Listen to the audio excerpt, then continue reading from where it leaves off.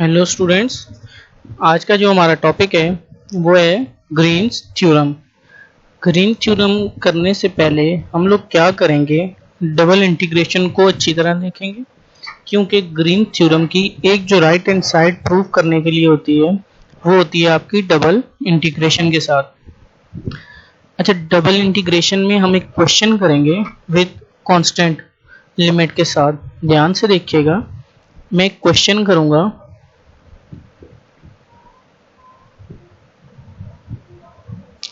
मेरे पास एक क्वेश्चन है 0 से लेके 1, फिर है 0 से लेके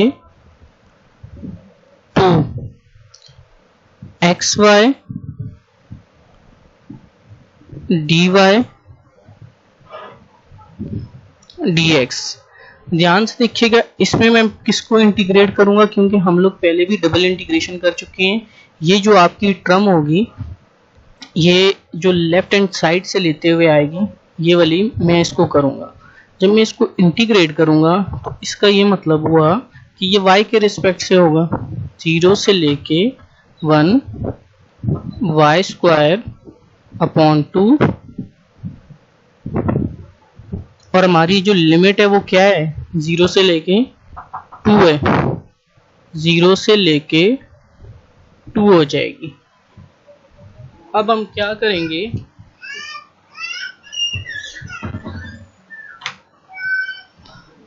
इसी वैल्यू के अंदर हम लोग इसको ऐड कर देंगे। अब क्योंकि यहाँ तक तो हो गया, अब हमने अप्लाई करना है लोअर लिमिट और upper limit. Upper limit apply करेंगे तो ये क्या बन जाएगा 4। अच्छा, साथ में dx चलता रहेगा और x। अपर लिमिट क्या है,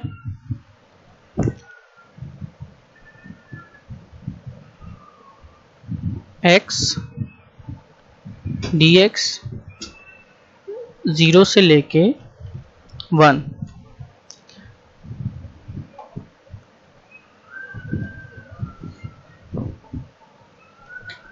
तो आ जाएगा एक्स स्क्वायर अपॉन 2।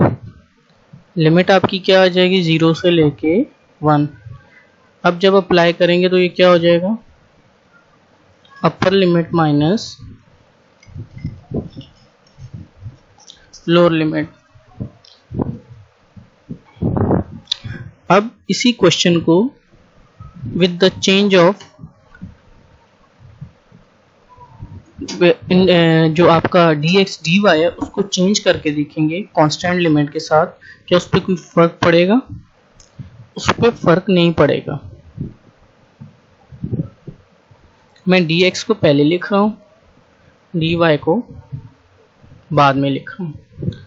0 से लेके 1, 0 से लेके 2 भी है, लेकिन यहाँ पे पहले dx लिखा हुआ है तो मैं किसके रिस्पेक्ट से करूँगा, एक्स स्क्वायर अपॉन 2, 0 से लेके 2 y d y. Upper limit जब अप्लाई करोगे तो अपर लिमिट क्या है, 2 का स्क्वायर क्या हो जाएगा 4, 4 अपॉन 2, 0 से लेके 1 और लोअर। अच्छा, 0 से लेके 1 हो गया। अब हम वाई डी वाई के रिस्पेक्ट से करेंगे। जब मैं वाई डी वाई के रिस्पेक्ट से करूंगा ये क्या हो जाएगा,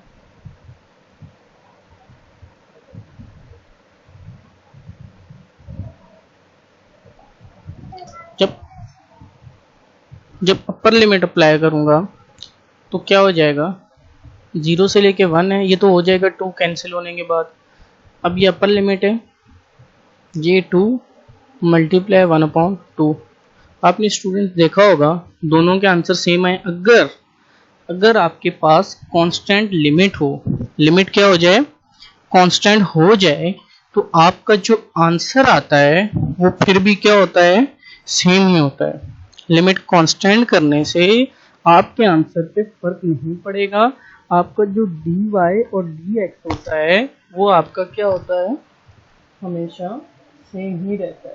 यानी कि डी एक्स और डी वाई को चेंज करने से उस पर फर्क नहीं पड़ेगा, वो वैसे के वैसे ही रहेगा। ये तो हो गया कांस्टेंट लिमिट के साथ। हाँ जी, अब क्या करेंगे हम लोग, ये हो गया। अब इसकी टाइप 2 है, ये आपको दिख रहा होगा, ये री टाइप 2। अगर लिमिट हो जाए विद वेरिएबल लिमिट के साथ, यानी कि आपके पास एक जो लिमिट होगी वो वेरिएबल फॉर्म में होगी और एक जो लिमिट होगी वो कांस्टेंट में होगी।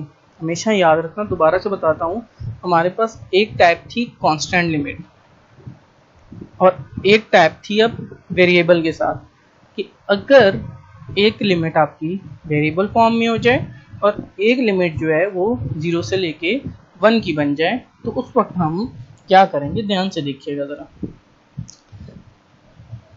तो स्टूडेंट्स अब इसी को ही लेके चलते हैं। एक क्वेश्चन है हमारे पास, 0 से लेके 1, ध्यान से देखिएगा।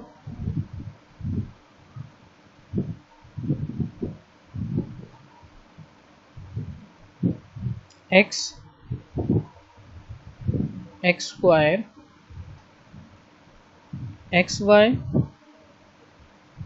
dy dx। अब ध्यान से देखिएगा, मुझे बताइएगा। देखें इसमें क्या होता है, ये जो आपकी लिमिट है x की, ध्यान से देखिएगा, अगर ये लिमिट है x की फॉर्म में तो ये याद रखिएगा ये y के लिए है। अब ये किसके लिए है, y के लिए है। ये x स्क्वायर है, ये x के ऊपर स्क्वायर डाला हुआ, और ये x की लिमिट है। अगर ये y के लिए होता है, यानी इसका मतलब है कि यहाँ पे होता y से y स्क्वायर होता, तो हम लिखते x की लिमिट और ये y की लिमिट हो जाती। आइए इसको सॉल्व करते हैं। याद रखिएगा सॉल्व करने का इसका तरीका ये होगा, मेथड ये होगा कि आपने क्या करना होगा, इसको हमेशा जो इसकी वेरिएबल की लिमिट होगी आपने वो पहले सॉल्व करनी है। मैं किसको सॉल्व करूंगा पहले, मैं, क्योंकि ये y की लिमिट है जो x के फॉर्म में दी हुई है, तो मैं किसको सॉल्व करूंगा, y को। तो y क्या हो जाएगा, y स्क्वायर अपॉन 2, क्या है लिमिट, x से x स्क्वायर, और ये साथ में क्या आएगा, dx और x हो जाएगा। अब वही वैल्यू लेके आगे मैं चल रहा हूँ, 0 1, अब 1/2 बाहर ले लें, कांस्टेंट है। अपर लिमिट अप्लाई करूंगा तो x स्क्वायर है, तो ये क्या बन जाएगा, x 4 बन जाएगा, और लोअर लिमिट अप्लाई करूंगा तो क्या बन जाएगा, x स्क्वायर बन जाएगा, और मेरे पास क्या दिया हुआ है, x dx दिया हुआ है 1/2। अब 0 से लेके 1, अब इसको अंदर मल्टीप्लाई करवाऊंगा, ये हो जाएगा x5 और x³ dx। लिमिट आपकी कांस्टेंट की 0 से 1 है। अच्छा, अब मैं जब आगे बढ़ूंगा ये हो जाएगा, x5 था तो क्या बन जाएगा, x6/3 और x4/3, और सॉरी 6 हो जाएगा और ये 4 हो जाएगा। अच्छा, आपकी बाहर जो लिमिट, जो आपकी टर्म है 1/2, वो साथ में चलती रहेगी। अब अपर लिमिट अप्लाई करो, अपर लिमिट इसकी है 0 से लेके 1 है। अपर लिमिट अप्लाई किया क्योंकि लोअर लिमिट 0 है तो 0 हो जाएगा। ये हो जाएगा 1/6 माइनस 1/4। आप इसका एलसीएम भी ले सकते हैं। अगर मैं इसका एलसीएम लूँ तो आफ्टर द सिंप्लीफाइंग, आप इसको जब सिंप्लीफाई करोगे तो आपको जो आंसर मिलेगा वो 6 और 4 है, तो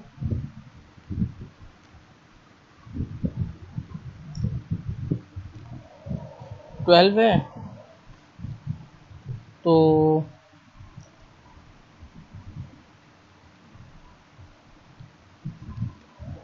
और ये आपका हो जाएगा आंसर माइनस का 1/24, ये इसका आंसर आ जाएगा।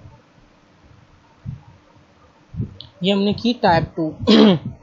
अब स्टूडेंट्स आगे बढ़ते हैं, ध्यान से देखिएगा। अब आगे है स्ट्रिप के साथ। किसके साथ है? एक स्ट्रिप के साथ है। याद रखिएगा स्टूडेंट्स, अगर लिमिट गिवन ना हो तो उसको हम कंसीडर करते हैं स्ट्रिप की फॉर्म। देखिए यहाँ पे लिखा हुआ है there are two type of strip, एक होती है हॉरिजॉन्टल, एक होती है वर्टिकल। अब ये देखें, हॉरिजॉन्टल स्ट्रिप में हम क्या कर रहे होते हैं, एक्स डिपेंड कर रहा होता है, वाई कांस्टेंट होता है। फिर वर्टिकल स्ट्रिप में वाई डिपेंड कर रहा होता है और एक्स कांस्टेंट होता है। बहुत आसान सा, इतना मुश्किल नहीं है। देखें ये दिया भी हुआ है, आपके पास एक ट्रायंगल है, ये कुछ पॉइंट हैं 0 0 0 1 0 और उसके बाद है 1 0। देखो ये पहले पॉइंट्स को ड्रॉ कैसे करना है, इसकी ट्रायंगल बनेगी। पहले x पे 0 0 है, 0 1 कहाँ करेगा, क्योंकि x पे 0 है, y 1 ऊपर लाई करेगा। फिर x 1 है, y 0 है, वो इस तरफ लाई करेगा। ये तीनों हमारे पास बन गए। तो क्योंकि ये ट्रायंगल बनानी है हमने, ये बोला जाएगा कि आपको ट्रायंगल बनानी है, रेक्टेंगल बनाना है, ये वाली चीज़ भी आपको इक्वेशन दी जाएगी। तो ये इसकी जो इक्वेशन होगी वो x plus y equals to 1 होगी। अब नेक्स्ट काम आपने क्या करना है, मुझे अगर देखिए मैंने हॉरिजॉन्टल स्ट्रिप लिया, याद रखिएगा हॉरिजॉन्टल स्ट्रिप टच किसके साथ कर रही है, ये 0 है आपका, ये पूरा 0 है, ये पूरा 0 है। और यहाँ से किसके साथ टच कर रही है, इस इक्वेशन के साथ। क्यों, मैं x के लिए कर रहा हूँ तो मेरा x क्या हो जाएगा, डिपेंडेंट बन जाएगा। मैं y को इधर लूँगा और ये वाली जो लिमिट है y की वो तो है ही 0 से 1, यहाँ से लेके ये देखें, ये भी देख सकते हैं, और यहाँ से 0 से 1। अब y के लिए देखें, y की यहाँ पे क्या हो रहा है 0 और इधर क्या हो रहा है, क्योंकि मैं y के लिए कर रहा हूँ तो ये क्या बन जाएगा 1 माइनस x बन जाएगा। तो दिस इज योर आंसर। अब नेक्स्ट देखते हैं इसी का, ये आपके लिए एक होमवर्क है, बहुत आसान सा है, एज असाइनमेंट भी ले सकते हैं इसको। हमारे पास एक क्वेश्चन है, change of order of integration. Change of order of integration हम कैसे करते हैं, आइए ज़रा देखते हैं। देखिए हमारे पास एक क्वेश्चन, जिस तरह अभी मैंने बताया था, एक टाइप हमने की थी, एक लिमिट हमारे पास कांस्टेंट होती है, एक वेरिएबल फॉर्म में होती है। तो मैं क्या करता हूँ, ये जो लिमिट है हमारे पास वो किसकी है, y की है, और साथ में क्या दिया हुआ है, dx दिया हुआ है। अगर हमारे पास dx दिया हुआ है तो मैं क्या करूँगा, dx होगा तो इसका मतलब है कि हम सॉल्व किसके लिए कर रहे हैं, x के लिए। लेकिन यहाँ पे जो लिमिट है वो y की दी हुई है, तो या तो इसको पहले चेंज कर लो। इसको चेंज, देखो मैंने नीचे बनाया भी हुआ है कि y इक्वल टू मेरा x स्क्वायर है। ये देखें ध्यान से, ये क्या बन रहा है, अपर्ड पैराबोला, और y इक्वल टू x है, ये एक लाइन बन रही है। अच्छा ये नीचे आप पॉइंट्स भी निकाल सकते हैं, पॉइंट भी निकालने हैं।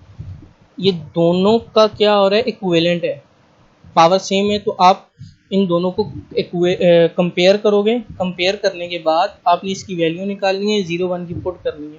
देखें 0 0 इधर लाई कर रहे हैं एक्स वाई, और एक्स वाई 1 1 इधर लाई कर रहे हैं, और स्ट्रेट लाइन यहाँ से लेके इस ओरिजिन से पास हो गई। अब बढ़ते हैं थोड़ा सा आगे। अब मेरा जो नेक्स्ट है, देखें अगर नेक्स्ट क्या है मेरा, क्योंकि यहाँ पे क्या दिया हुआ था, dx दिया हुआ था, तो मैं चेंज किसको कर रहा हूँ, आप क्या करिएगा, जो आप dy को रख के x के रिस्पेक्ट से करिएगा, देखिएगा आपका आंसर फिर भी सेम आएगा। अब मैं क्या कर रहा हूँ, क्योंकि यहाँ पे dx दिया हुआ है तो मेरे पास ये लिमिट किसकी होनी चाहिए, y की फॉर्म में होनी चाहिए। किसकी फॉर्म में होनी चाहिए, y की फॉर्म में होनी चाहिए। अगर यहाँ पे क्या होता है, x होता तो यहाँ पे dy होता। अब क्या करना है, इसको सॉल्व करना है, तो पहले हम एक्स वाई को अंदर मल्टीप्लाई करवाएंगे। मल्टीप्लाई करवा के, ये देखें इन्होंने हमने किया भी हुआ है। इसको मल्टीप्लाई करवाने के बाद इंटीग्रेट करना है, इंटीग्रेट करने के बाद अपर लिमिट और लोअर लिमिट लेनी है। अपर लिमिट और लोअर लिमिट लेने के बाद 0 से लेके 1 आ जाएगा, ये इसकी कांस्टेंट की लिमिट है।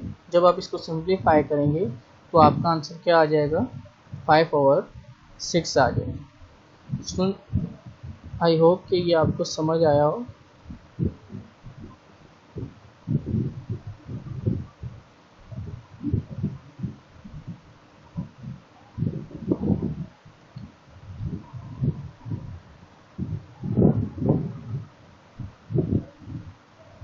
अच्छा, ग्रीन थ्योरम की थोड़ी स्टेटमेंट देख लेते हैं क्या कहता है। ग्रीन थ्योरम कहता है ये हमारे को देता है रिलेशनशिप बिटवीन किसके दरमियान में, line integral around a closed curve और double integration over the reason.